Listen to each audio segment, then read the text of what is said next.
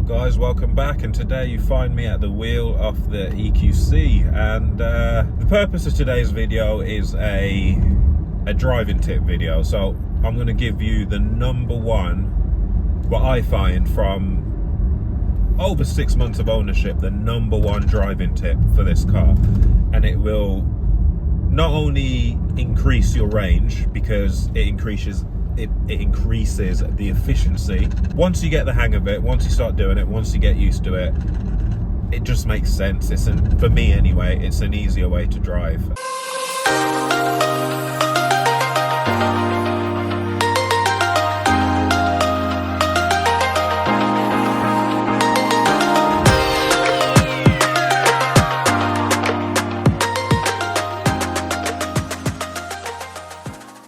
Okay, so the number one tip I'm going to go through today is the regenerative braking mode. So unlike most other EVs I've driven, you can control the regenerative braking on the fly using the paddle shifters, which, if you use it, is fantastic. So just to put it into context, I commute about 25 miles to work, multiple different routes based on traffic. So on the clearest, smoothest route, on a good day, when there's no traffic there, when I can actually get through it, which isn't often, because it's just a straight road and I'm just kind of coasting at about between 50 and 60 the whole way there, it averages 3 miles per kilowatt hour, which I don't know if this is correct. When I put it into Google, it converts it to over 100 miles per gallon. That's a petrol equivalent, which is fantastic. Driving around town, this is obviously, again, I'm talking about, this is how I drive, using the paddle shifters to control regenerative braking manually. Driving around town, I average between 2.5, hang on, I'm going to pull over, let this car behind me go past. Everyone wants to come down here today. I've picked this road because it's usually quiet.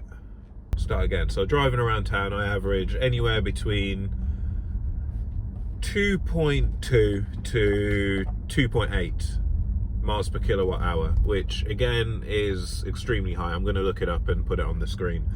So it's an economical car anyway, that driving the way I drive.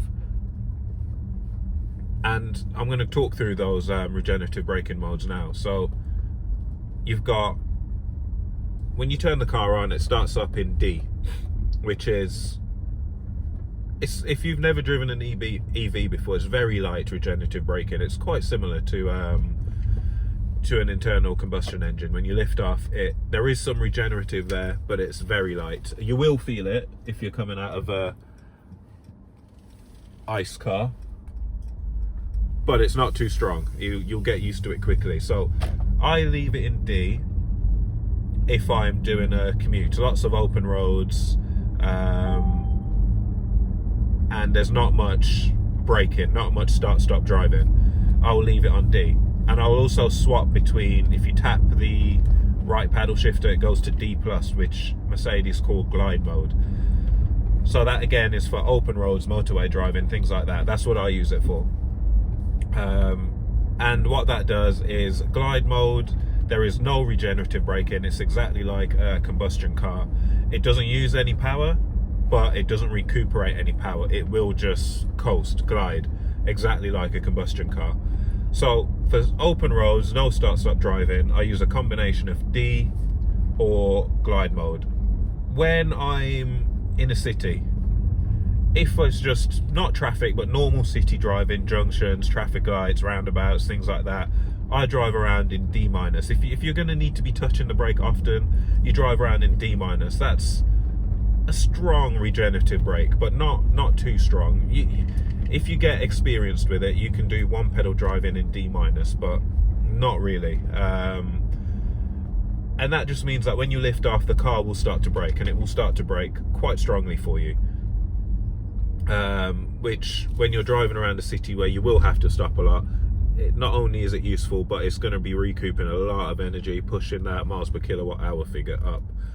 If you are in proper start-stop traffic, you're not really going anywhere, you're just sat there, stick it in D-, which is from D, you tap the left paddle shifter twice.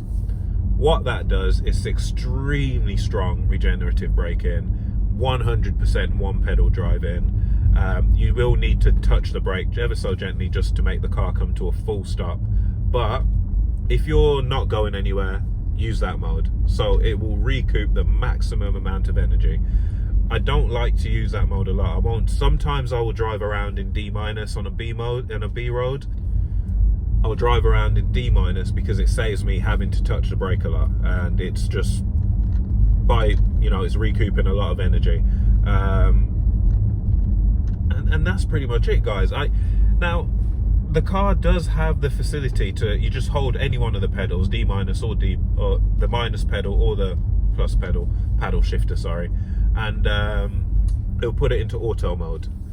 Now I've tried it, and I've tried it many times, and I think because my car's not equipped with a front camera, for me the auto mode isn't very good. I find that it's never doing what I want it to do. It's like guesswork.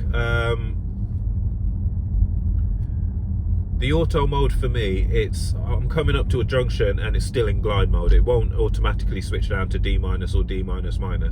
It just never seems to do what I want it to do, and it makes me feel like I'm not in control of the car, which I like to feel like I'm in full control. So taking manual control and it's now second nature. Just like driving a car with gears and using the paddle shifter to shift up and shift down, it becomes second nature if you use the paddle shifters to change your braking force. But yeah, as I was saying, I think because my car's not equipped with front cameras, it's the auto mode just isn't particularly good, which is why I don't use it. I think that's it, guys. I mean, there isn't too much about it. That is my number one tip. In terms of driving economically, I would learn to use the paddle shifters to manually control your braking force. Yeah, and that's it, guys. So thanks for watching. Please like, subscribe, and till the next one, take care. Bye.